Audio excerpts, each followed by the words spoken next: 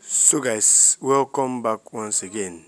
If you are new to this channel, do well to like this channel videos, share this channel videos, always leave a free Nnamdi in the comment section, and most importantly hit the subscribe button and turn on this channel notification bell so you won't be missing any trending updates about Nnamdi Kanu, as all what you'll be getting here are legit, verified and trending updates concerning Nnamdi Kanu. As you all know, Nnamdi Kanu's release is what is obtainable for us at the moment, as finally the Israel president is now tired of Nnamdi Kanu being in prison, and insecurity is going on in Nigeria, because they fought Omotosho severally for his judicial errors and are now finally coming into conclusion for a massive strike in Nigeria if Justice James Omotosho of the Federal High Court and Tinubu does not release Nnamdi Kanu, because he feels Nnamdi Kanu does not deserve to be in prison. He's a man that all his intentions are pure. He just wants the betterment of his people, and that's all.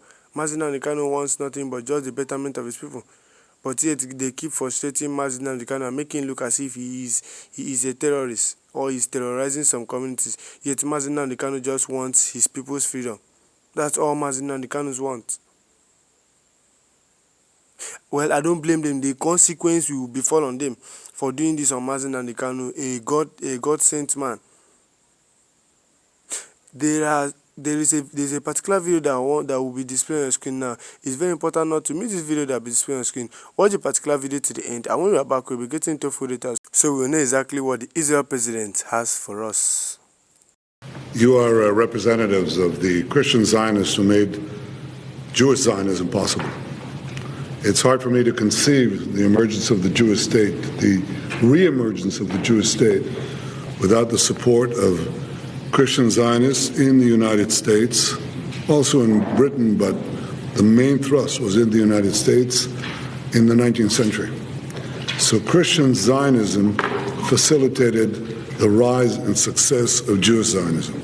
And it's been an enormous partnership since then. I've known some of you.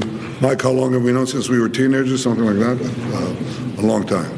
46 years. 46 years. Since we were a little more than teenagers. But I can say that we have no better friends, and I mean that sincerely. You have stood by us through thick and thin, and now we're challenged by new challenges, but equally with new opportunities. We've fought, as you know, a seven-front war, and we've come out in many ways victorious. But there's an eighth front, and that's the front for the hearts and minds of people, especially young people in the West, and for me, especially in the United States, and for me, especially on the conservative wing of the United States. And I think it's not just Israel's battle. I think it's our common Judeo-Christian civilizational battle, and I think we have to engage in that battle as forcefully, with as much resolution as we engage the other seven fronts. I think it affects not only Israel, it affects America, it affects our alliance, it affects the future of Western civilization. And I don't think I'm exaggerating one bit. I have here my colleagues, Israel's ambassador to the United States, to the United Nations, our consul general in New York, our consul general in Miami, and every one of my delegation. We feel that this is a theater that has to be engaged with great force. Who's to engage in us? In this? It's us. It's you and us.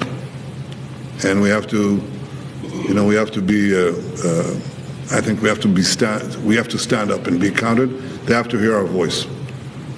There are some people who believe that, that faith should be silent and terrorism should be understood. No. Faith should speak its voice, and terrorism should be confronted, not understood, confronted and defeated. And that is what we're engaged in right now. So I want you to know that I spoke with President Trump yesterday. I said this publicly too. I see the battle against us and the battle against our Judeo-Christian tradition basically being waged around the globe. And it's waged primarily by two forces: radical Shiite Islam and radical Sunni Islam. That means the axis that is led by Iran, much battered, admittedly, but still there, and the axis, the Sunni axis, led by the Muslim Brotherhood, which permeates everything. They go to Europe, they go to the United States, they go to Africa, Nigeria. And we are conscious of the fact that Christians are being persecuted across the Middle East, in Syria, in Lebanon, in Nigeria, in Turkey, and beyond. And we're also aware of the fact, as you are, that one country protects the Christian community, enables it to grow, defends it, and makes sure that it thrives. And that country is Israel. There is no other. None. We are joining an effort to have basically a United Nations of countries that support Christian communities around the world, beleaguered communities who deserve our help. Just as you are helping us, we want to help back. And we're capable of doing that. In Africa with Intel, in the Middle East with a lot of means that I won't itemize each one. But this is what our agenda is. It's a main part of our agenda, and it's going to continue with greater force and greater might in this coming year. I want to use this opportunity to wish you all, well, it's kind of late for a Merry Christmas, but a belated Happy Christmas, and not a belated, and on time, a Happy New Year. May it be a year of prosperity, peace, and security for all of us, but especially for the Christian communities around the world. So thank you. Happy New Year to all of you, and thank you. So guys, as you can see on your screen, Israel announcing new front to protect Christian communities in Middle East and Africa, including Nigeria. Now reading full details. Israeli Prime Minister Benjamin Netanyahu has declared what he described as a new front aimed at protecting Christian communities across Africa and the Middle East, amid what he said were a growing global threat to what he termed the Judeo-Christian civilization. Netanyahu made this in a public speech delivered on Wednesday and uploaded on the Israeli Prime Minister's official YouTube channel. Addressing an audience he identified as Christian Zionists, Netanyahu said their support was central to the emergence and survival of Israel, noting that Christian Zionism facilitated the rise and success of Jewish Zionism. "You are representatives of the Christian Zionists who made Jewish Zionism possible," he said, adding that the partnership between Christian Zionists and Israel had been an enormous partnership that had endured through thick and thin. The Israeli leader stated that Israel had recently fought what he described as a seven-front war and emerged in many ways victorious, but insisted that a new challenge had now emerged.